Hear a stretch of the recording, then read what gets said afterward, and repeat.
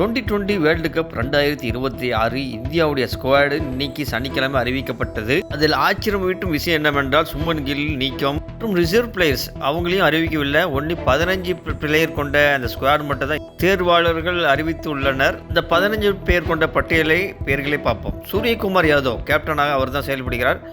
அக்சல் பட்டேல் இவருக்கு தான் vice captain கொடுக்கப்பட்டிருக்கு. Sanju Samson, திலக Verma, Hardik Pandya, Sivan Dube, ஜஸ்பிர் Bumrah, Harshit Rana, heirship Singh, ring Singh, Washington Sundar, Kuldeep Yadav, Ishan Kisan, வரன் சக்கரவர்த்தி மற்றும் அபிஷேக் சர்மா இந்த ஸ்குவாடில் சேர்க்கப்படாததுக்கு 2 காரணங்கள் சொல்லப்படுகிறது.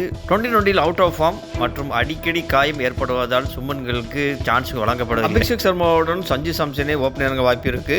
இந்திய தேர்வாளர்கள் இன்னும் ரிசர்வ் பிளேயர்களை இன்னும் அறிவிக்கவில்லை. ஒரு கால் சுமன் கில் ரிசர்வ் பிளேயராக வரக்கூடிய வாய்ப்பு இருக்குது. இதனுடைய லாங் வீடியோவை சின்ன ஏரர் பாருங்கள், அதை கிளிக் பண்ணி பார்த்துக்கொள்ளவும்.